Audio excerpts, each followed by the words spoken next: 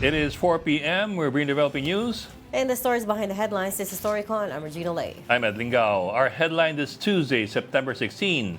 VP Sara Duterte showing up at the House budget hearing alone without her undersecretaries and assistant secretaries.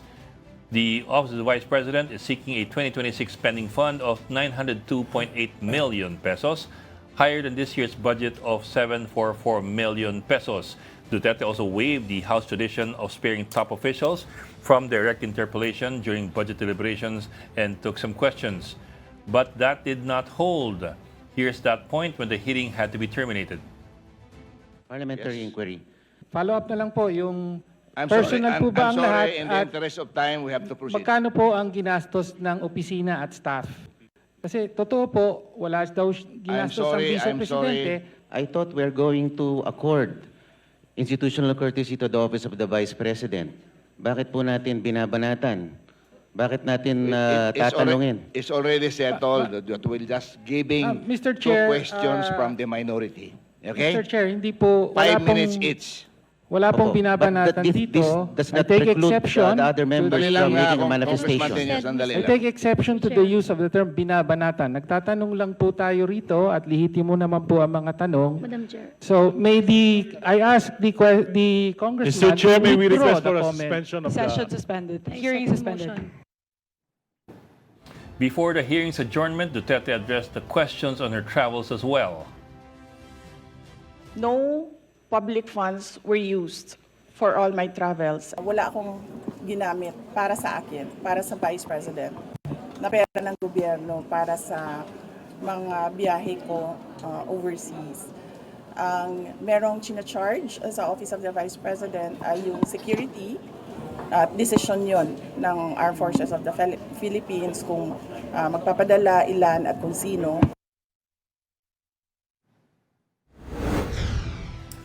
Meantime, members of the Independent Commission for Infrastructure got down to work today. In a photo sent by the Presidential Communications Office to reporters, can be seen that ICI Chair, who is retired Supreme Court Justice Andres Reyes Jr., was in a meeting with members. That's former Public Works Secretary Rogelio Singson and SGV&Co Country Managing Partner Rosana Fajardo. ICI Special Advisor Baguio City Mayor Benjamin Magalong also went and inspected a flood control project construction site in Bawang, La Union with Transport Secretary Vince Dizon. The palace said it welcomed bills in Congress seeking to strengthen the Independent Commission by giving it contempt powers. Press Officer Claire Castro noted that lawmakers share the President's goal of holding the right people accountable. Ang sabi po ng Pangulo, ito'y fact-finding commission. So, hindi po kinakailangan talaga po na magkaroon ng power na mag-punish dun sa mga taong hindi dadalo. Pero, kung iyon po ay ibibigay sa Independent Commission ng mga mambabatas, maganda po siyang suggestion. At yan po ay welcome na welcome po sa Pangulo. And the other stories we're watching at this are... Malacanang says President Marcos decided to skip the UN General Assembly to focus on domestic issues. Palace Press Officer Claire Castro adds that the President is not worried about the upcoming anti-corruption rallies. Massive protests are scheduled for September 21, the same day Marcos's father declared martial law in 1972. Vice President Sara Duterte says her father, former President Rodrigo Duterte, is quote-unquote okay following their recent conversation. She said they talked about politics, flood control, and his love life as well. The Vice President added that questions about her father's competency to stand trial should be left to experts. She said this in an ambush interview after her budget hearing. Cavite 4th District Congressman Kiko Barzaga denies claims that he is unwell. Barzaga says he has never been diagnosed with any serious mental condition. Meantime, Barzaga confirms that his bid is alive to oust Speaker Martin Romualdez. He also says that he is ready to face an ethics complaint and even lose his position if the panel finds grounds against him. And former DPWH Bulacan District officials Henry Alcantara and Bryce Hernandez have been charged with use of falsified documents for allegedly using fake driver's licenses to enter casinos. The complaint was filed before the Parañaque Prosecutor's Office by Acting Transport Secretary Giovanni Lopez and LTO Assistant Secretary Vigor Mendoza. He said other members of the so-called BGC boys could face charges as well. And joining us today, Storycon's resident political heckler, Raul Llamas. Good afternoon. There's a bigger heckler here. Where's the bigger heckler? Manny Mogato. Mr. Magato is in the house. Mr. Magato, why don't you say hello to everybody, all your fans? Hello daw, because he doesn't have a mic eh. So hello daw, sabi ni Manny Mogato. And from the Philippine Star, as always, we've got Editor-in-Chief Ami Pamintuan. Hi, Ami. Hi, Ami. Hi, everybody. Happy Tuesday. Happy Tuesday. Oh, we're waiting for your ano. Happy Tuesday. Hindi, your usual ano. Ayan. Oo. Chill na chill si Ami. Oh. Parang napaka-relax ng kanyang suot. Parang kwan lang siya. Hindi nabubuong araw namin pag wala yun. Hindi siya power dresser ngayon. No? Hindi siya power dresser.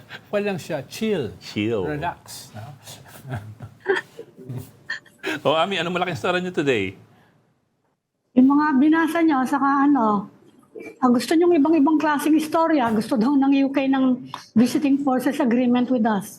Ano, UK? Pero yes, UK. So ilan na nakaka-BFA sa atin, Ami? Australia, Japan, Australia, US, UK? Japan, yung reciprocal. About 6. Yun lang. Including, 6 including France, tama? 6. Wala pa yata tayo. Wala pa yung France, but Inaayos pa lang, pinag-uusapan. Correct. They're talking and I understand late stages na. So potentially could happen this year or next year. But Canada. the other big story that we're watching out for is the possible. Again, I have to say Yun nga yung possible. nahabol ko eh. Yeah. Possible. Ikaw Wala, ikaw lang sasabi. No. Possible movements in the lower chamber. Possible. Yes. Pero na-postpone na yung kwan ngayon. Hapon pa namin inaabangan yan, di ba? Na-postpone na yung session. Hapon pa yan eh. And the session got suspended so early, 3:30. Yeah. And that's highly unusual. Panahon on a naman Tuesday. ngayon, ang daming unusual eh. Oh, really? Yeah. That is so correct. Pero baka bukas yung moment of truth. Well, what are you hearing?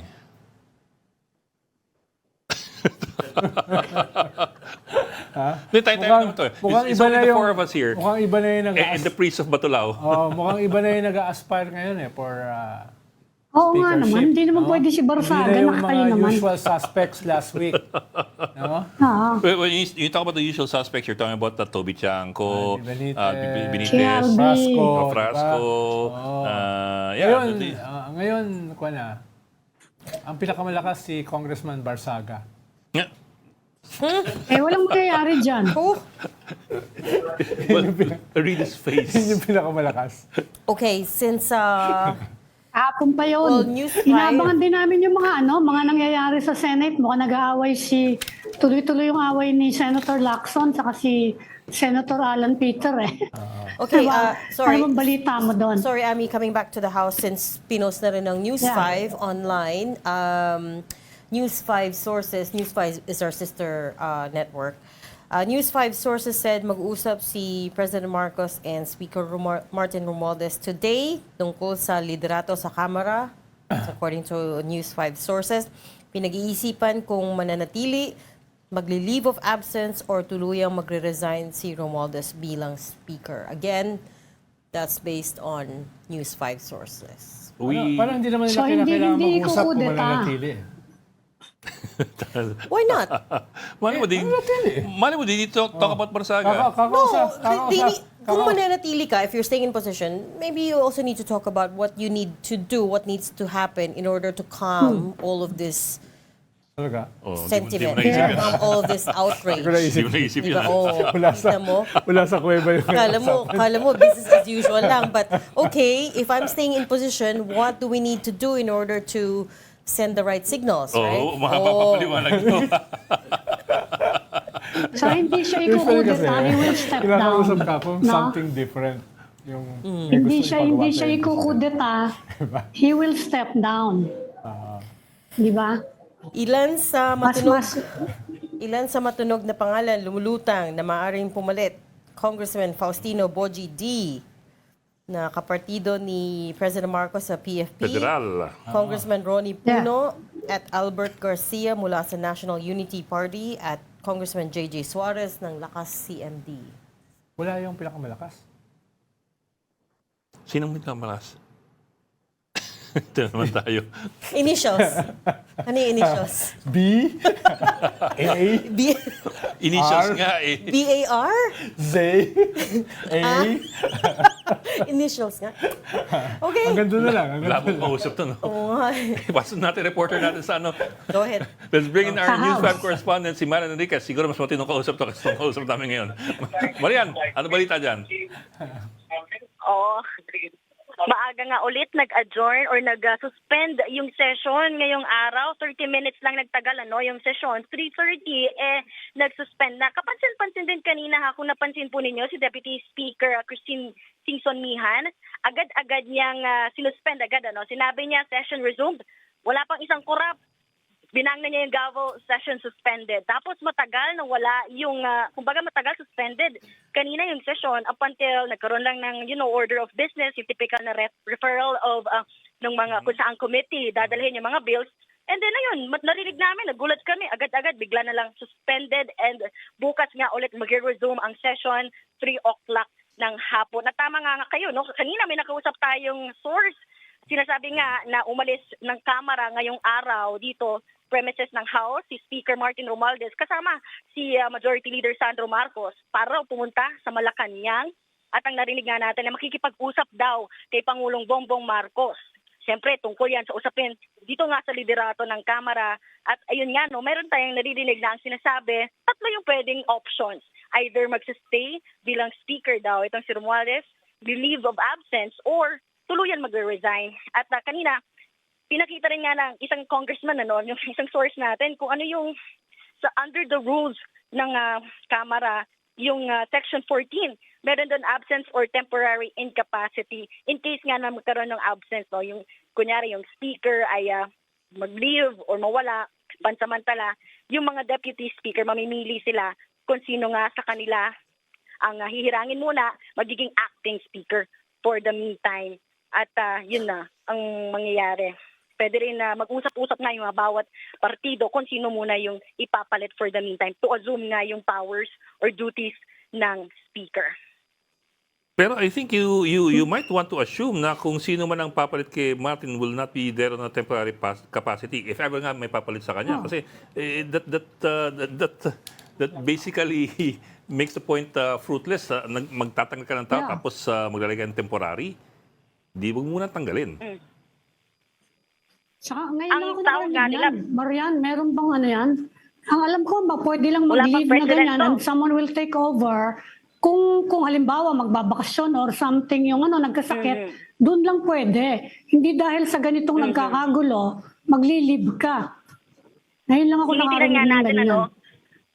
Yes, unprecedented ito. Tinitingnan din natin kung ano ba yung mga grounds para rito, no? Kasi may isa tayong congressman na kausap, nangyari na ba ito before? Hindi pa naman daw. Tinanong natin ano ba yung mga rason kung napapayagan para nga pagbigyan itong absence or temporary incapacity. Sa ngayon ay hindi pa rin nila masabi kasi walang specific reasons na sinight nga dito sa House Rules. Pero yun yung aabangan pa natin sa mga susunod na araw. At tama nga kayo, may 4 na matunog na pangalang lumulutang dito nga na sinasabing maaaring either papalit, tuluyang papalit kay Speaker o hahalili lang muna sa kanya.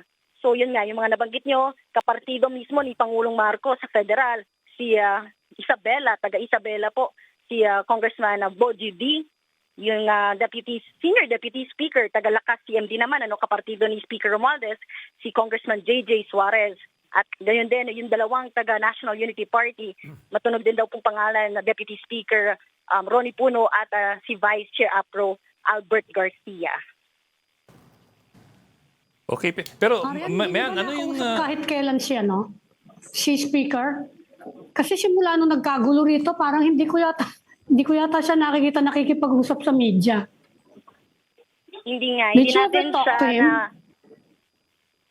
we have been trying to reach out doon sa kanyang opisina, requesting for statements, pero wala nga tayo nakukuha. Sumasagot siya doon sa mga nagkaroon, di ba, ng pahayag or yung pagkakadawit kay Speaker ng mga diskaya doon sa Senate hearing. Sumagot siya doon pero via statement lamang na pinadala ng kanyang opisina. Nakikita natin yung ilang mga pag-meeting or pulong ng Speaker doon sa iba't ibang leaders, chairperson, kunyari kahapon ng bawat komite, nakita natin yon. Kanina mga women naman, mga chair din o mga pinunong congresswomen ng House ay nakipagpulong din siya. So sunod-sunod yung pakikipagpulong ng Speaker sa bawat leaders dito sa Kamara.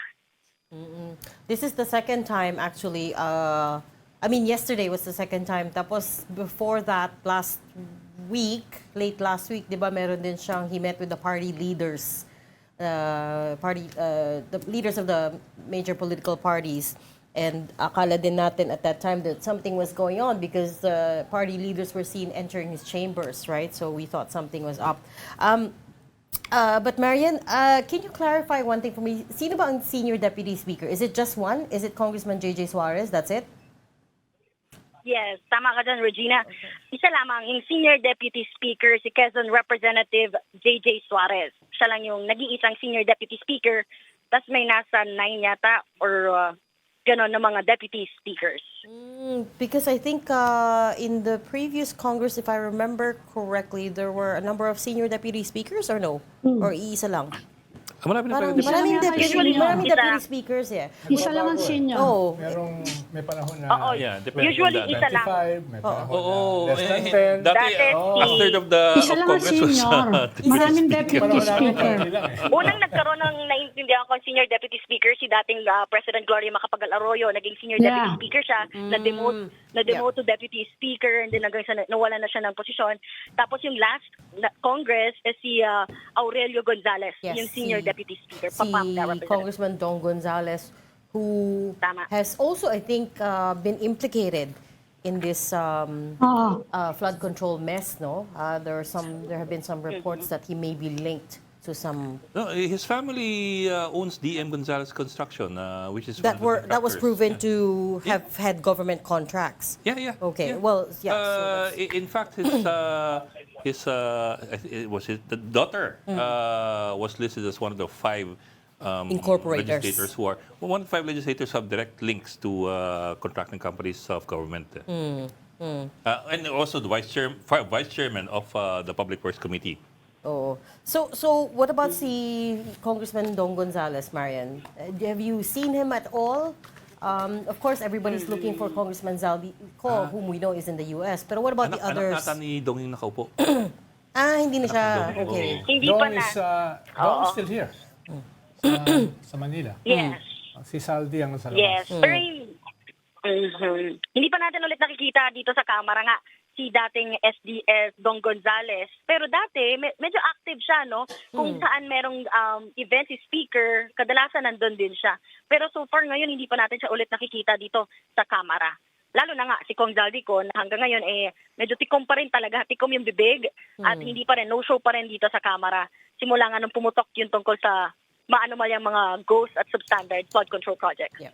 Man, I know they don't have to give a reason for suspending the session, but did they give any reason by any chance for suspending after 30 minutes after convening it? Yeah. We were able to talk to Deputy Speaker Singson Mihan. Tinanong ko, ma'am, ba't napakabilis naman ng session ngayon? 30 minutes lang. Sabi niya, kasi yun lang yung nasa order of business. Mag-refer lang daw sila. Yes. Oo. Referral lang daw ng mga committees or ng mga bills and resolutions saan itatakel, kaninong mga committee mapupunta. At yun lang daw. Kasi wala rin tayong nakitang mga nag-sponsor, first reading, or even nag-privilege speech. Wala rin nakasalang kanina. So napakabilis talaga. Actually, yung ang tagal ng suspend, mas matagal na nakasuspend yung session kesa sa nagkaroon ng referral. Oo. And So actually, medyo kainahinala nga kanina We were actually preparing na something might happen. Tapos nung lalabas na tayo, pupunta na tayo, babalik na tayo sa session, biglang ang bilis ng pagkaka-interject na motion to suspend. Boom. that was Suspended na. si Congressman Zia Adyong. who On the s- immediately Yes. On the went up second to the day of the podium. week, on the second day of the week, wala na silang magawa. They need to So, suspend. meron pang isang session bukas. ang tanong ko, Marian, ay Yes. yung mga unsaid, meron ka ba nararamdaman dyan na intensity? May nararamdaman ka ba dyan na Ano yun? drama? Yun lang yung tanong ko, yung unsaid. Usually kasi yung Things that go unsaid. yan, oo. Yung nararamdaman mo lang, pakiramdam mo lang, Marian. Ano na lang, Kita mo nagbubulong-bulungan, no? Kita mo nag-huddle-huddle. ano na lang yung mood Kita dyan? natin, ang kita natin dito si Kong Kiko Barzaga, ang hilig niyang mag-ikot. Tapos kanina nakikipagkwentuhan siya kay Congressman Toby Chanco. So nakita rin natin yon, yung mga nagkukumpulan. Pero yun, actually may nakausap rin tayo na talagang hindi daw nawawala yung threat doon sa speakership. At tuloy-tuloy daw yan, lalo na mula nga doon sa kampo ni na matunog din na pangalan na sinasabing magsa-challenge kay speaker sina Bacolod, Congressman Albi Benitez, yan yung grupo nila Congressman Toby Chanco. So tuloy-tuloy daw talaga yung threat at kaya talagang hindi matahimik kapag session dito nag-aabangan. So bukas, Wednesday, last day ng session for the week, titingnan natin kung may mangyayaring paggalaw. Kasi kung wala pa rin, mukhang sa susunod na linggo ulit mag-aabangan tayo dyan. Tomorrow sa last session of the week. Oo nga. Oo. Ay, yung mga Marian, magsasaka nakakausap kasi. mo ba yung lumabas si ka ng kuweba, Congressman pumunta ka Barzaga? sa sakahan. Kumusta siya? Yung Ano mga ba yung magsasaka, ano bang klaseng gano'n lang tao siya? dalili nila, oh. Alam nila kung may bagyo eh. Alam nila kung uulan, di ba? Yung gano'n. Yan yung sinasabi ko, yung papakiramdaman mo. Okay. Yung, gagaling mo lang, gilaan mo lang. Something's in the air. Wala eh. Alam nila, ay, may bagyo May parating na bagyo. Walang aircon. Oo, di ba? Uy, may LPA Teka, si Ami, tanong mo. Pwede Ami, may tanong, eh, blue sixth news. sense. Ami. Hindi, tinatanong ko kung nakakausap ni Marian si Congressman Barzaga. Kumusta ba siya? Kasi it's strange na a congressman has to say na I am not unwell. Ano ba? Actually, Nakakausap mo ba siya? Ano ba siyang klaseng tao? Actually, alam mo ba, sinubukan pa namin siyang puntahan sa kanyang opisina right after ng press ko ng National Unity Party. Nung sinabi nga nila DS Puno na maghahain sila ng ethics complaint laban dito kay Kiko Barzaga. Pinuntahan namin yung opisina niya. Medyo mukhang busy yata si Kong at may iba pang interview. Kaya humingi na lang muna kami ng statement. Alam mo ba kung nung sinabi nung kanyang staff doon, sa group chat namin, maglalabas na lang daw muna ng interview si Kong Kiko pag siya na ang House Speaker.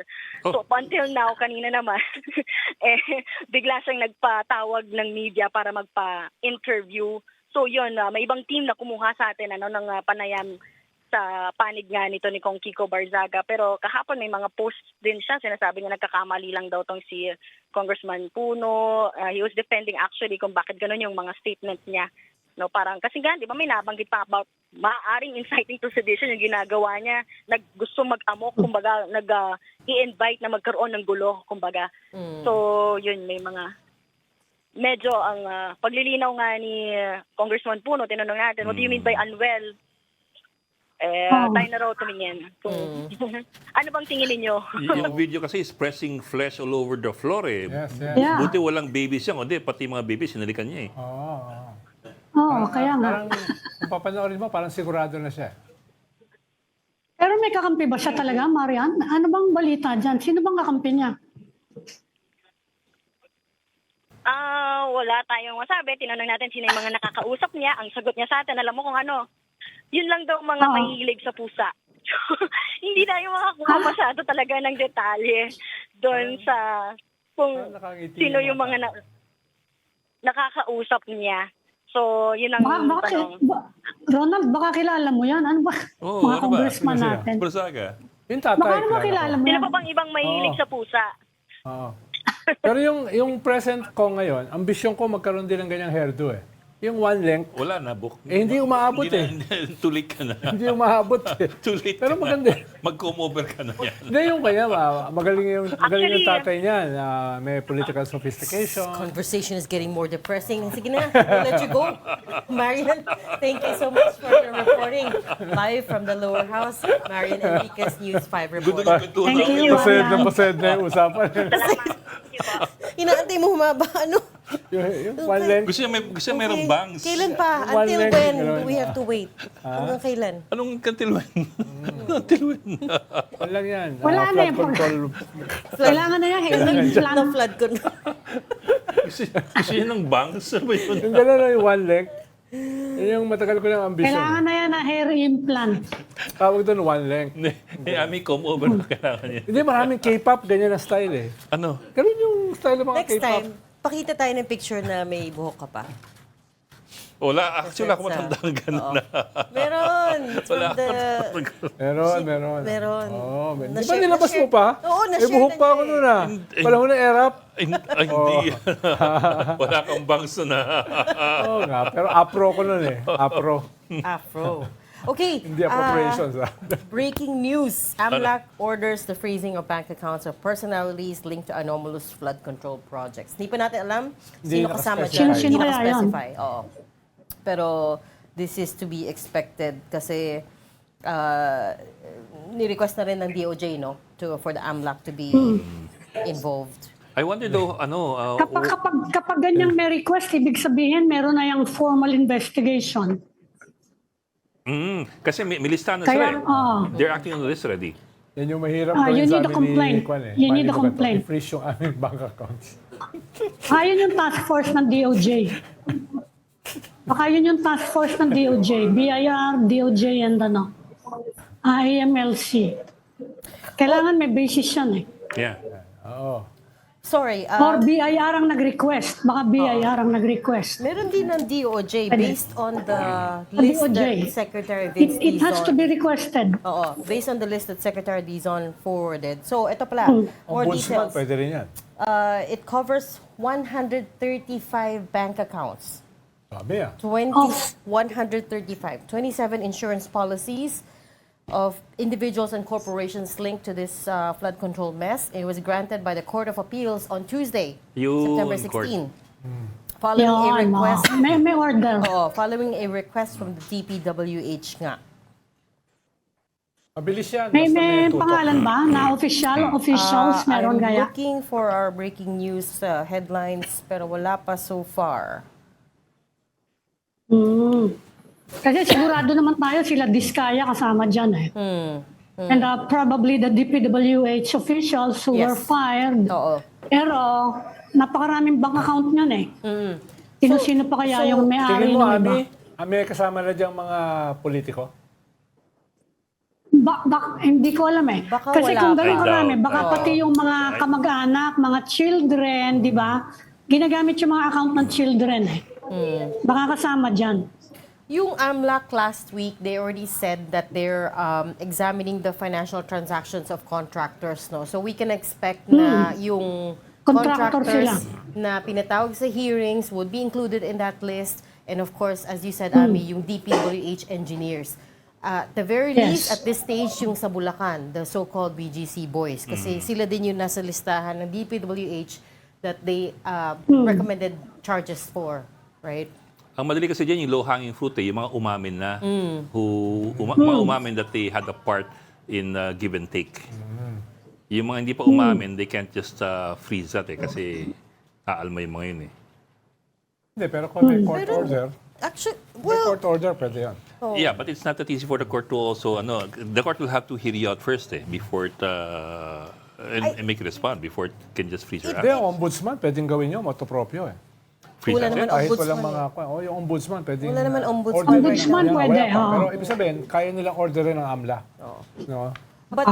Pwede ombudsman. And also, hindi necessary na umamin na because if you take Engineer Henry Alcantara, for instance, wala naman siya inamin eh.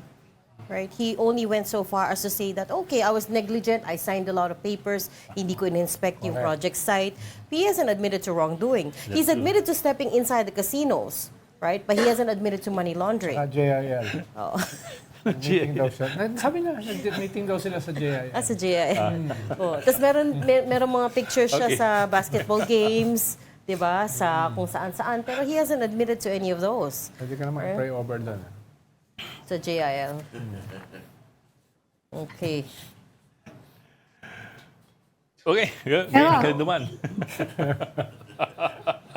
Let's see. Tingnan natin. Sa ba bank account mo, Manny Mogs? Di ba napiprease? Iba pangalan. Nasa pangalan ng misis niya. But Ronald, what have you been hearing about this? This thing with the speaker. Is this finally a serious attempt?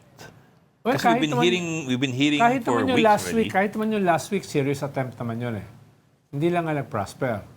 Tingin ko ngayon yung pinaka-serious. What makes this one different now? Why is it more serious now? Wala akong sinasabi na may intervention yung higher-ups. Wala akong sinasabi. Malacanang. So may Tinatawag na nga palasyo. sa Malacanang. Anong impact niya na lang, Ronald, kung sakasakali that he will step down?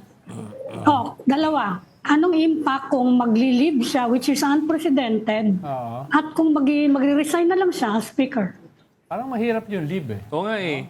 Oo nga, hindi ba? Parang either- you're holding on to the position, ano? Either mag-step down ka, na siyempre meron Or you yung stay. repercussions yan. Mas vulnerable ka sa mga legal cases. No? Dahil hindi ka na, hindi ka na, ano ba yung speaker? Fourth or fifth sa, sa Fourth. ranking Fourth. na president? No? Fourth. Kahit pa paano, may protection ka niyan. No? Pero pag hindi ka na speaker, mas lulusubin ka ng mga balak magsampa sa'yo ng kaso. No? Wala ka lang protection sa iyong kapwa congressman. Kaya tingin ko baka crucial yung ngayon. Ngayong araw, ngayong gabi. Tsaka I've never heard of the speaker going on leave. Yeah, It's either you're the speaker or ngayon you've been lang. replaced.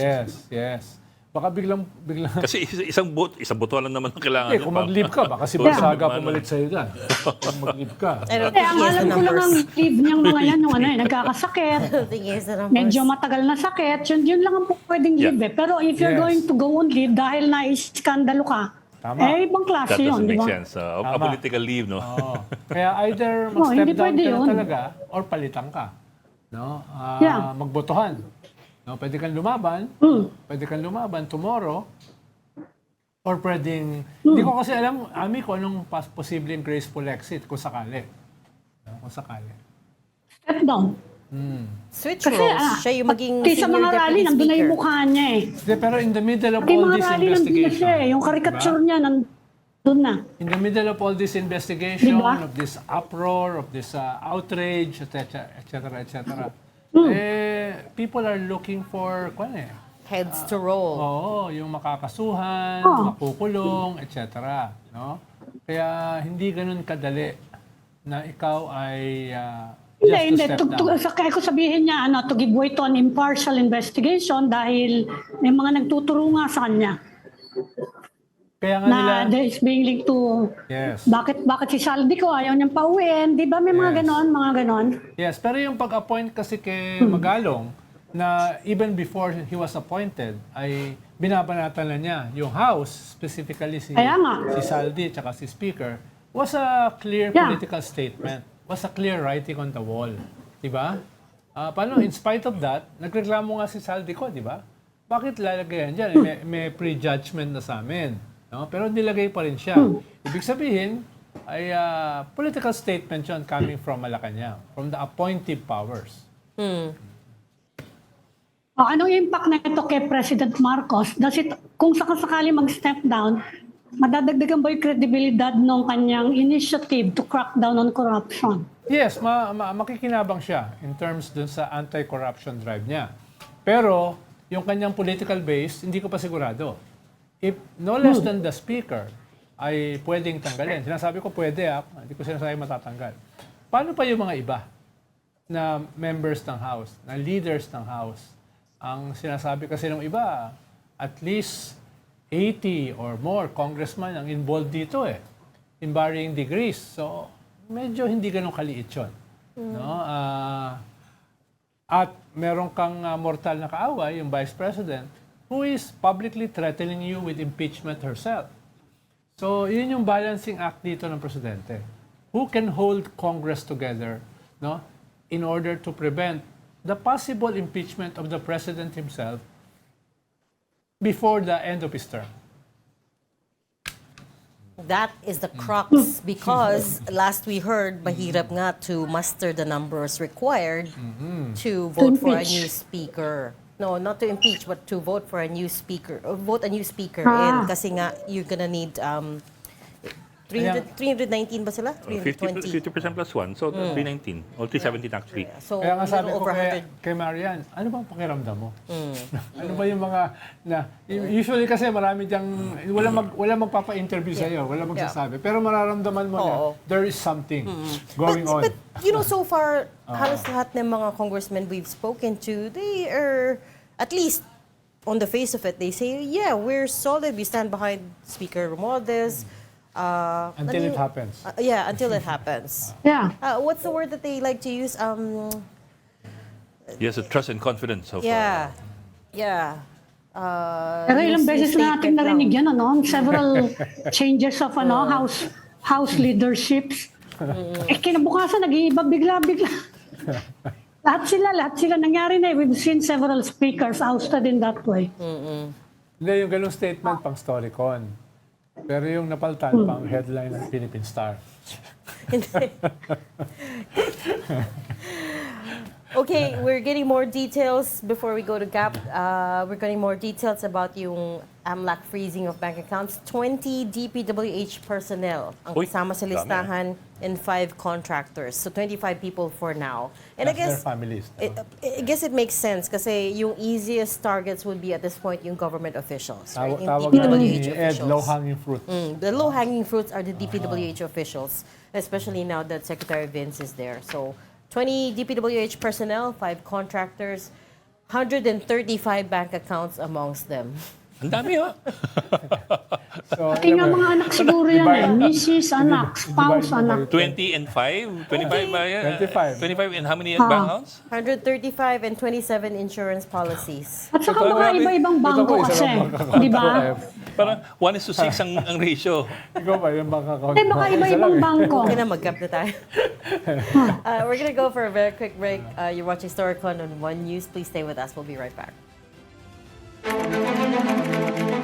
This is the Story Conference Group or the Storycon Group.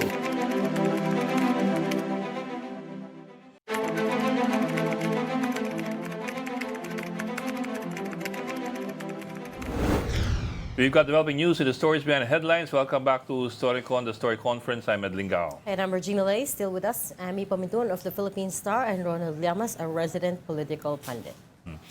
Bok, may tanong ako sa'yo. May tanong ako sa'yo.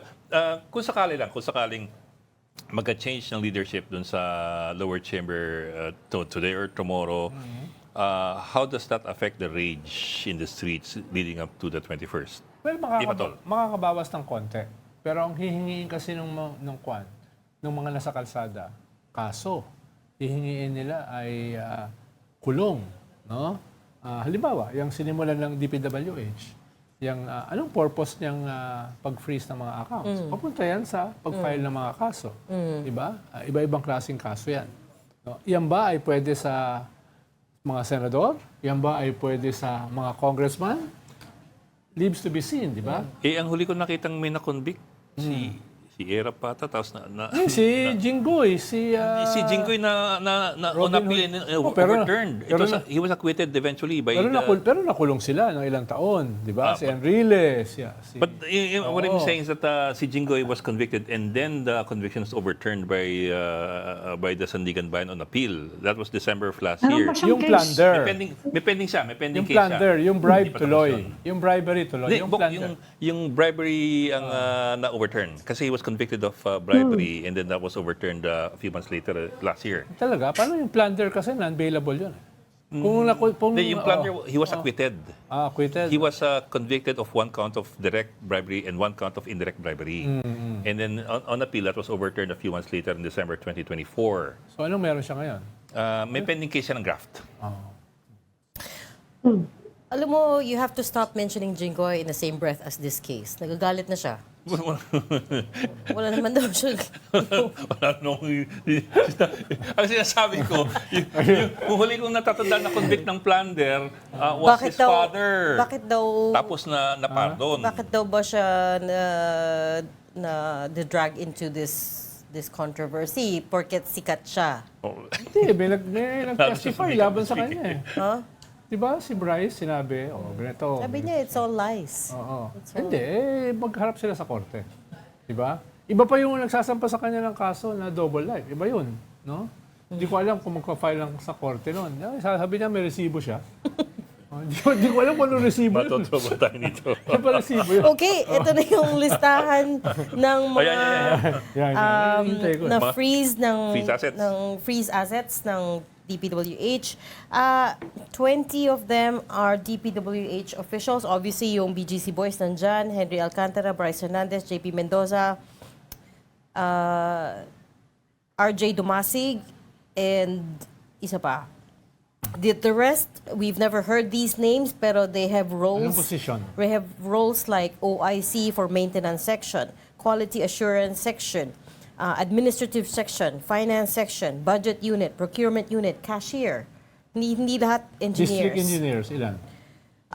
Hindi, Baka si Alcantara pa lang. mukhang si Bryce Hernandez and Alcantara pa lang. Mukhang first district pa lang ang titingnan. Sila pa lang. Hindi pa napag-usapan kasi yung iba. And this is only one district of Bulacan.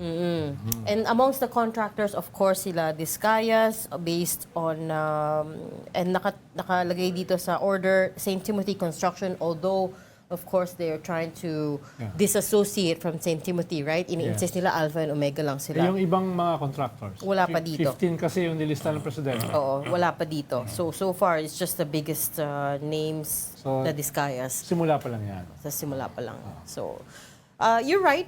Also, I don't know how long yung how long the freeze is for. May ano ba yung what does the law say about that? Hindi ko alam if you can freeze it indefinitely until the case is finished. No, that's also may limit din yan that's also not fair to the people who are accused. Correct. It's indefinite. So may fixed period of time yan. And actually that's also appealable if I understand correctly. It was a court, diba? It was the court that It was the ordered Court of Appeals. Yeah. The CA. It was the Court of that's within Appeals. their, Pero the hindi jurisdiction. sinabi how long the freeze will be for. And as Ronald says, the question is, what does it lead to? Does it lead to charges? Or may kita mo lang, okay, these are the transactions, these are the net assets. Malamang it's a preventive freeze lang naman eh. It's not a penalty per se. It's to prevent the dissipation of assets. Para hindi ma-squirrel away. maidala sa Hindi mailipat. Cayman Islands. No? But remember, and I had a source, and I don't know how true this is, but somebody said may mga naglipat na. Remember that this case has been going on for weeks, right? And this is the Yeah, first. that's the first thing you would do if you were, you were That's the first. Pero ibig sabihin, yung may trail yan. May resibo yan. Lalabas at May lalabas yan. paper trail yan eh. At pwedeng Or gamitin now, sa korte. digital Kahit trail. na itago mo na. Pag nilipat mo na yung pera. But at least hindi na nila, let's say you move it overseas, wala na sa jurisdiction nila. Yes. Right? Hindi na yan masesequester or makukuha. Pero ang sinasabi ko lang, magagamit pa rin yan sa korte. Kaya kailangan mo ipaliwanag. Bakit I may think ganun kang... meron tayong there's an anti-corruption convention, international, na pwedeng mag-cooperate yung mga parties, country territory parties, pwede nilang ibalik yung pera kapag hiningi ng kapwa member. Hindi pa masyado natatryan dito eh. Depende, Several years ago yung pinasayang convention na it's binding that's legally binding convention. Depende yan, Ami, kung nasan ka. Anti-corruption convention. Halimbawa, kaya nila nilipat dati sa Panama yan. Dahil yung Panama, walang ganong klaseng jurisdiction. No? Ang Kaya Switzerland, meron na. Kaya hindi ka na pwedeng magtago sa Switzerland. But there's Cayman Islands, mga Cayman ganun. Islands, yung mga Caribbean Pwede mo na habulin yan. siya ngayon, no? Yan yung mga exempted Kaya o wala. takbuhan ng mga Kaya dyan ang takbuhan, no? Kaya yung Panama Papers, yun ang pinakita. Ang daming pera sa Panama. Yung mga maliliit na isla. Kasama doon yung isa sa mga Marcoses. Hindi lang, mga... Pero yung sa convention, marami nang kasama dyan kahit siyang mga Taipan. maliliit eh. Kasi it's also linked to the FATF yung Anti-Money Laundering Task Force. Mahihirapan yung territory or country na maganem to do business kapag hindi ka sumali sa mga ganyan eh. And you don't cooperate. Hindi pa natin testing masyado yung convention na yun. Siguro kapag ganyan na, yun na nga, inalis dito sa atin, then we can try going after them, invoking that convention which is binding, and tignan natin how it will work. Usually, Ami, yan yung may mga bank secrecy laws eh. No? May pag may bansa kasi na walang bank secrecy law, ibig sabihin, medyo exempted sila sa ganyan. Or wala pa silang pinapasukan na treaty. And Kaya nga, and gusto ko malaman kung ang Singapore ay kasama dyan. Dahil ang Singapore kasi ay may bank secrecy laws. Diba? But they would also cooperate, I think. Yes, Kaya nga, they will ang ibig cooperate. sabihin- Tignan nyo yung nandyan sa online. If nag-request Convention sila, Against Corruption. if nag-request Kung tayo, sino, they ang would cooperate. dami-daming member na yan. Pero Bok, kasi there are countries and territories that make a living, literally make a living out of being offshore tax havens. Yes. Or offshore financial centers. In other words, that's how they, that's their GDP source. Oo, Pero tama, tax tama. haven yan eh. That's a tax haven. Iba yan sa ano. Hindi, Meron marami- mga negosyong I mean- ganyan. Eto, kapag meron kang corruption case in one country at in-invoke yung convention to get that money and it's labeled as dirty money, pwedeng kunin. Iba naman yung tax haven, which is an instrument talaga for legitimate businesses. I think what Ed meant is dirty money havens din, which is kapatid ng tax havens, right? Where There's it's essentially easy for the same you thing. to. It's the other side of it. It's so much easier for you to create bank accounts without having to give real names and all that. Also, they have a very very effective shielding against Konti na inquiries. yan ha. Sige, tingnan nyo. Kuya na lang yan. And Halimbawa, yung sa Panama, Konti kung na lang walang yan. whistleblower, wala makakaalam. Eh, may whistleblower. you know, and the other thing that you are assuming here is it's all in cash. Ano pa yung na-launder na money through properties, for instance, real estate? Paano na mahabol Or yun? casino. We're Rolls talking Royce. about or cars, right? The ones Eh, yung mga that- sing-sing na $1 million. Oh, paano Tingin mo, naman. ano Oh, ba yun? diba? Yung Paano Birkin mo bags. Hindi, sabi move? nyo kasi may Exactly. move out eh. Paano yung mga na-launder No, through... we're talking about assets moved out of the Philippines. Hindi pa pera yun. Kasi yung bahay naman, andito lang yun. Ano pa Hindi. magagawa na? They could easily buy property overseas too, right? Sino yung, remember Eh, that may trail pa rin yun. Remember that Rappler expose on that Yeah. district? I think he was also an engineer, no, he was the representative of a party list. Who's May paper ano yung trail yan. name? What name am I thinking of? That he had a mansion in LA. Nabasa niyo yun? Well, what I remember are the 3 Marcos properties they bought in New York. Yeah. Na contractor din siya on the side. Party list. Manakuha naman natin. Kasama na yung Trump Tower ngayon, di ba? Paano yung nabili mo sa ukay na Birkin bag? Kailangan mo bang i-report yun? Eh, ukay eh. Kaya naman yung ukay mo. Kunwari ka pa Hindi, minsan ukay. makakakuha ka ng treasure sa ukay eh. Yung mga tinatapon yan eh. Yung mga namatay, tinatapon yan. Salvation Yung mga estate, Army. ano ba? Oo, mga ganun eh. Oo. Kailangan mo ng resibo. Oo, resibo kailangan. Paano ko kailangan mo resibuan ng sa resibo. ukay? Oy, Wala teka, namang pinapag-goodbye resibo na yung mga tayo. ukay-ukay Ano, may na yan. pahabol ba rin siya, no? Reg, pupunta ka ba sa ukay? Hindi. That's all the time we have. Yung sagot mo. Grabe ka naman. I didn't see that coming. But thank you for joining us on Storycon today. I'm Rico Mintuan, Editor-in-Chief of the Philippine Star. Ronald Llamas, a resident political heckler. Join us again tomorrow, 4 p.m. for Storycon. I'm Regina Lay. I'm Ed Lingao. We're One News all sides all the time. Exciting tomorrow, maybe. Maybe. Swero sa iyo tonight. This is the Story Conference Group or the Storycon Group.